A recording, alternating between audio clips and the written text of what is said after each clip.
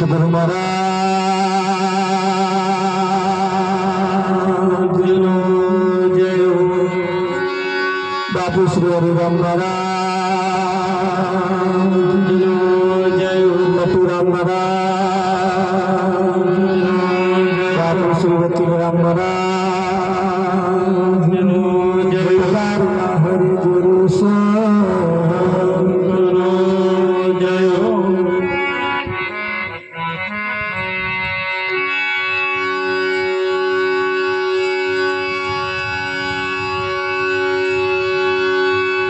પ્રથમ નમો ગુરુદેવને જય હો। જેણે આપ્યાને જગના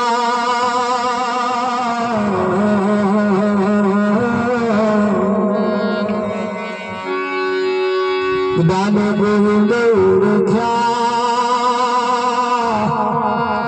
ચડી ગયા ને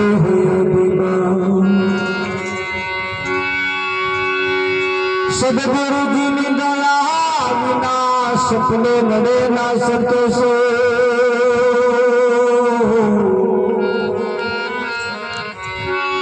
કૃપા થાય ગુરુદેવને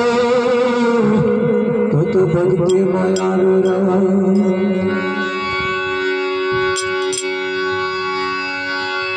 સતગુરુ મહારાજનો જય હો। આજનો પાવનકારી પુનિત પ્રસંગ મૈયારી ગામની ધર્મધરા ઉપર પ્રભુ ભક્ત એવા બહાદુરસિંહ મહારાજના ઘરના ઓગણે તેમના ધર્મપત્રે પત્ની પાવનબેનના દેહ નિર્વાણ નિમિત્તે આજનો આ કાર્યક્રમ રાખવામાં આવ્યો છે।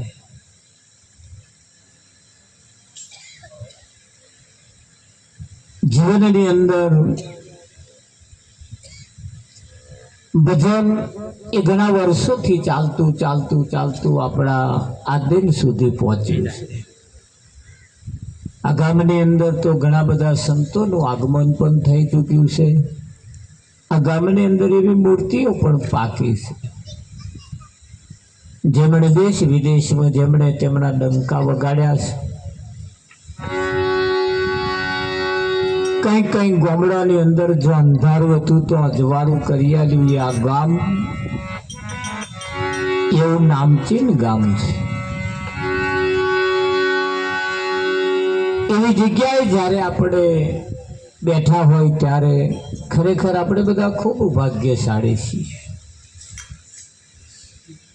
અમારા અંબાલાલ મહારાજ કહેતા હતા કે ભાઈ કોણ જાણી શક્યું કાળને રે કાલ સવારે કેવું થશે। અહીં કોઈને ખબર નથી કે ક્યારે શું થાય, પણ જીવનની અંદર એવું કહેવાય છે કે જ્યારે કોઈ સંત મળી ગયા પછી, કોઈ સંતની અમી દ્રષ્ટિ આપણા ઉપર થયા પછી, કોઈ સંતની નજરમાં જ્યારે આપણે આવી ગયા પછી, સંતની કૃપા થયા પછી બર્યું જે થવું હોય થાય, પણ એમનું એક વખત કૃપા થઈ દેવી જોઈએ વિઠ્ઠલ મહારાજ। કેમ કે ઊંચી મેળી તે મારા સંતની માલી ન જાણીવો રાજ। ઊંચી મેળી તે મારા સંતની એને માલી ન જાણીવો રાજ। બધું માલ્યું, ધનને માલ્યું, વૈભવ માલ્યું, કુટુંબ પરિવાર બધું માલ્યા, પણ સંતને ન માલી શક્યા। અહીંયા આગળ આ જીવન ક્યારે પૂરું થઈ જાય એનું કશું નક્કી નહીં। હા, જીવન એ કિંમતી છે, અનમોલ છે। આ શરીર એ રત્ન ચિંતામણી જેવું છે। આવું શરીર વારંવાર મળતું નથી। અમારે પૂનમ મહારાજે કહ્યું 83,99,999 આ એક જ કિંમતી છે। ઓના સિવાય બીજા બધા હમ ખાવા જેવા છે વિઠ્ઠલ મહારાજ। એનાથી પરમાત્માની પ્રાપ્તિ થતી નથી। આ એક જ એવી જગ્યા છે, આ એક જ એવો દાગીનો છે, અને એટલે આપણા સંતોને કહેવું પડ્યું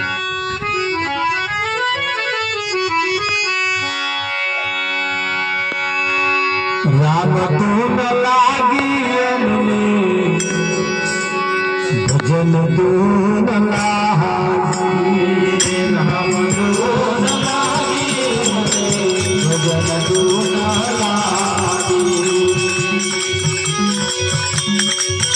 ભજન ધૂન લાગી રામ ધૂન લાગી ભજન ધૂન લાગી રે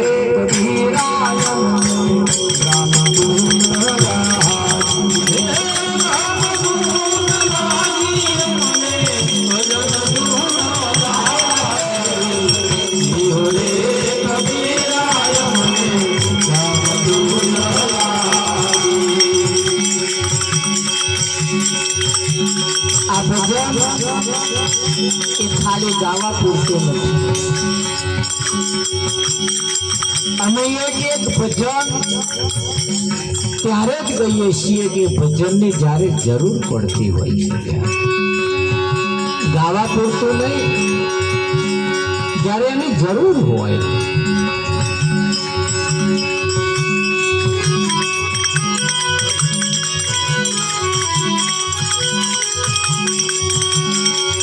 વન કેરી સંગત લીમડા બીજોયા વન કેરી સંગત લીમડા બીજોયા લીમડા બીજોયા માઈ ચંદન દીપોયા જીવ રે કબીરાય રામ ધૂન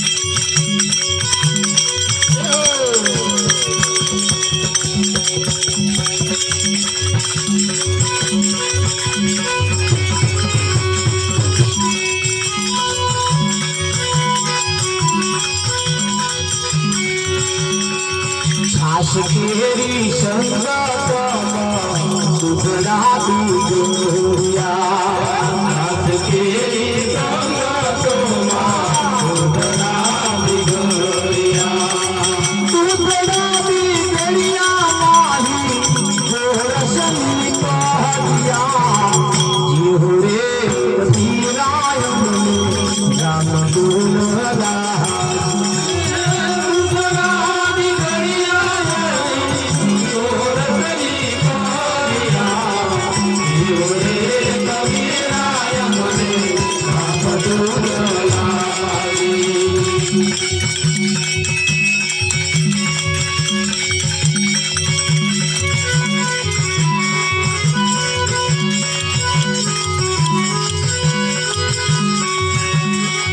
પાણી કેરી સંગત પથરા બીજોયા પાણી કેરી સંગત પથરા બીજોયા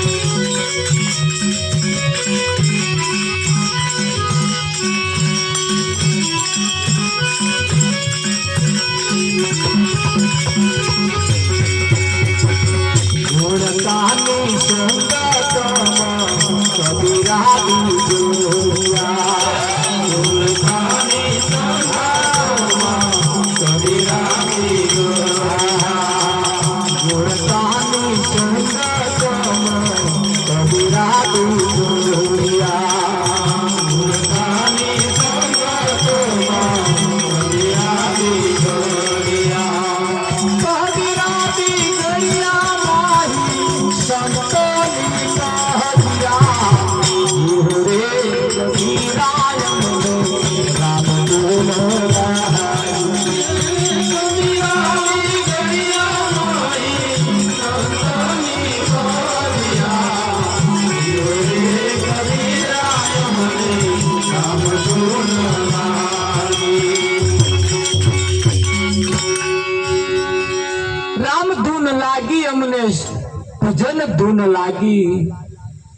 કહેત કબીરા અમને રામ ધૂન લાગી.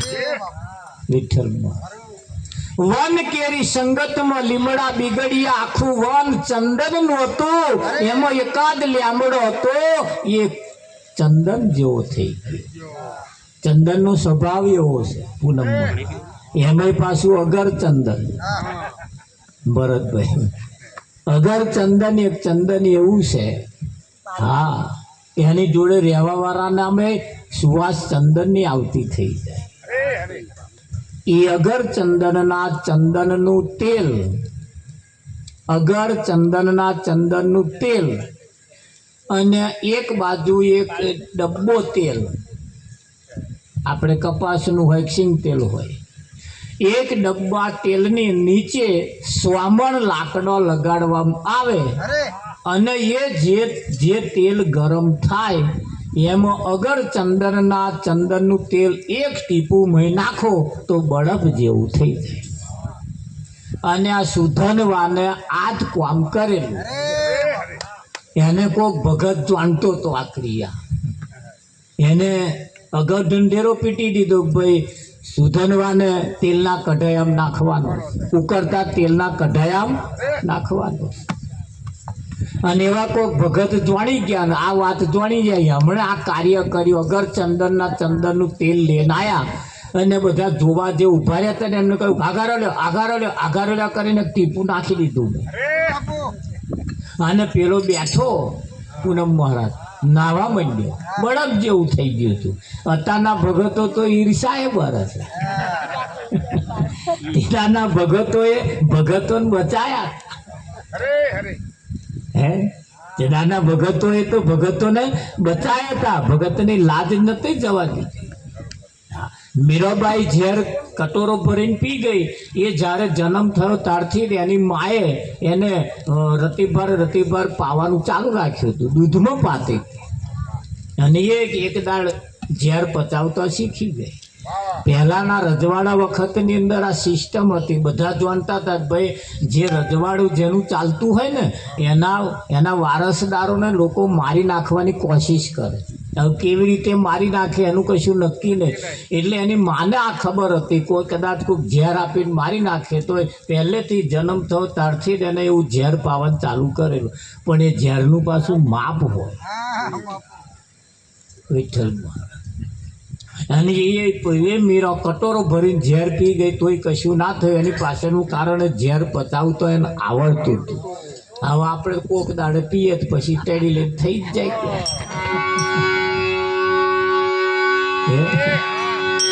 એમાં પાછા સંસારનો ઝેર, પરિવારનો ઝેર.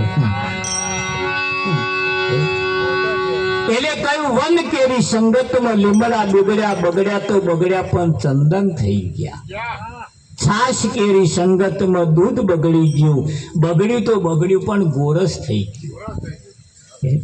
પાણી કેરી સંગતમાં પથ્થરો બગડ્યો, બગડ્યો તો બગડ્યો પણ હીરલા થઈ ગયા. તો ગુણકાની સંગતમાં કબીરા બગડ્યા, બગડ્યા તો બગડ્યા પણ સંત થઈ ગયા. હા, અહીં લોકો બગડ્યા જ છે, પણ કોકના એવા સંગે બગડ્યા છે ને કે હમનું ઠેકવાનું ના રહ્યું, હમનું ઠેકવાનું ના રહ્યું. પેલા બગડ્યા ખરા પણ એવા અંદરથી ચોખ્ખા હતા. એ બગડ્યા તો ખરા, અહીં બધા બગડ્યા ને બગડવું જ પડશે.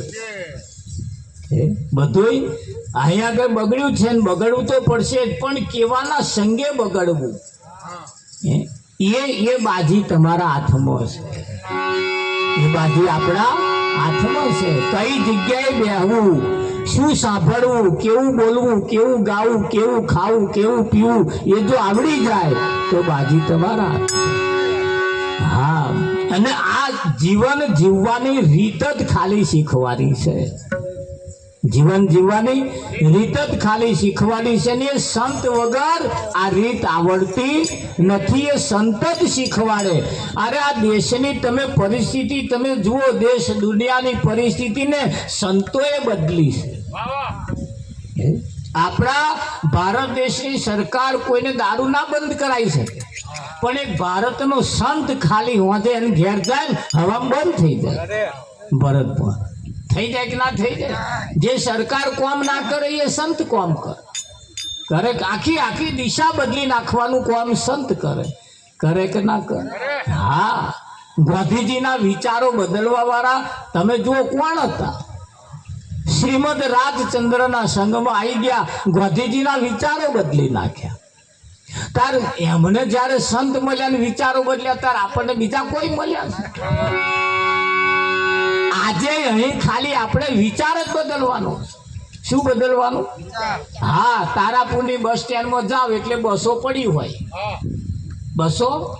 હોય. હવે એક જે બસ પડી હોય એ જ બસ કાળા બોર્ડ વાળી હોય, એ બોર્ડ કાઢીને લાલ બોર્ડ મેળ દો એટલે એક્સપ્રેસ થઈ જાય. કઈ ટાયર બદલવાનો, અંબાલા કલર બદલવાનો કશું નહીં, ખાલી બોર્ડ જ બદલવાનું. કાળું બોર્ડ ઉઠાઈને લાલ બોર્ડ મેળ દો એટલે એક્સપ્રેસ. અને બેહવા વાળા પછી એવો જ આવે, લોકલ ના આવે. પછી લોકલ આવે, તાર હાથ ઊંચો કરવા વાળા જોઈને કરે કે એક્સપ્રેસ નહીં ઉભી રહે. ખરું કે નહીં? તારે એક્સપ્રેસ ખાલી બોર્ડ બદલાય ને એટલે તરત એનો રસ્તો જ બદલાઈ જાય.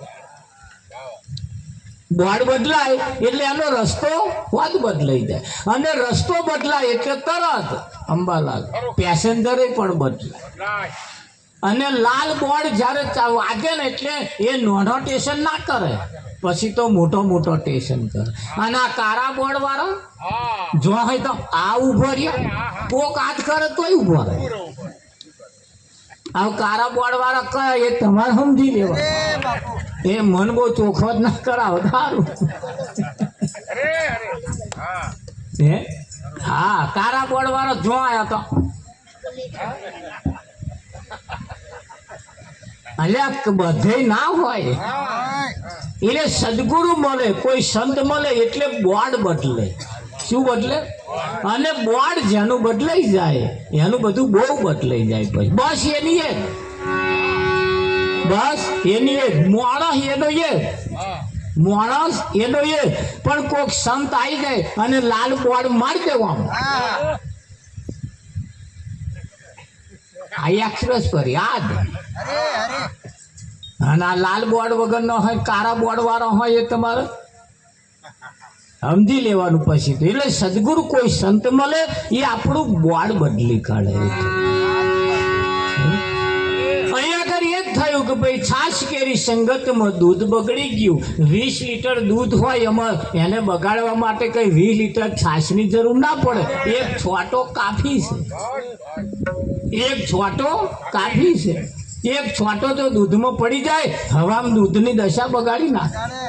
અરે મય છોટો ના પડે, ખાલી એની જોડે દૂધની જોડે છાશ મૂકો ને તોય ફાડી નાખે. પણ એ પાછું પોપડો થાય, એમાં માખણ ના બાજે. એ આટલી માથાકૂ. ખટાશ તો જોઈએ ને. એમ આપણા જીવનમાં થોડી ખટાશ તો જોઈએ જ. તારે ઘરવાળા થોડું હવા મોઢું મળતો હોવા જ જોઈએ, અને હોજ પડે ખુશ થઈ જવા જોઈએ ભાઈ સંભાળ. એટલે નહીં હવા ઉઠે ત્યાં મણનો મોઢો હોય વિઠ્ઠલમાં, પણ હોજ પડે એટલે પાછું થોડુંક એ તમે કશુંક લાઈ ના લો એટલે પાછું વસ્તુ થાય. એ તમારે સમજી જવાનું કે સોનાઈ હોય. એટલે બાજી છે, આ બધી રીતો છે ને. રીત જો આવડી જાય. છાશ કેરી સંગતમાં દૂધ બગડ્યું તો બગડ્યું, પણ એ દૂધ હતું એટલે ગોરસ થઈ ગયું, અને એમાંથી માખણ બાજ્યું કે ના બાજ્યું?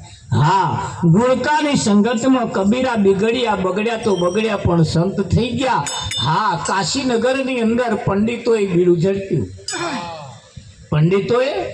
ઝડપ્યું કે આ કબીર ના હોય ના બોધ આલે છે, ના હોય ના ઉપદેશ કરે છે, અને આ પ્રજાને ભરમાવે છે. અને એ જે બોધ કરે છે ને આ પ્રજા જો સમજી જશે ને તો આપણું આ બધું બંધ થઈ જશે. એટલે આનો કંઈક રસ્તો કરવો પડશે.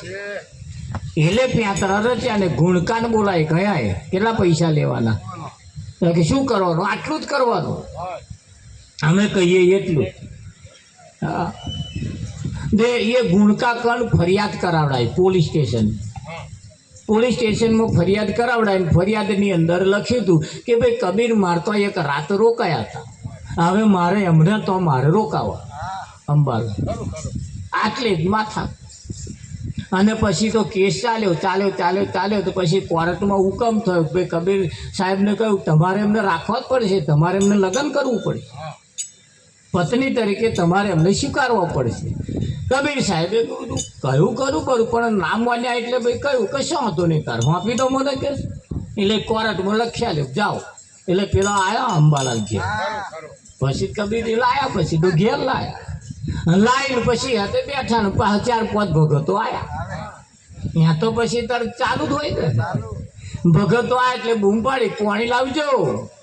એટલે પાણી લાયા પછી થોડુંક મહી જઈને બેઠા કે એ ચા મેલજો. પાછું ચા મેલી લાયા અંબાલા. પાછું 10-15 મિનિટ એ પાણી લાવજો. દાડો પૂરો થયો. પાછો બીજે દાડ થયો. હવે પાછા 5 ભગતો આવ્યા. એ ભગતો ગયા ચા પાણી પીને ગયા. ભાગી આવ્યા. એ કે જમવાનું બનાવજો. 2 દાડમ કંટાળ્યા. જય હો જય હો.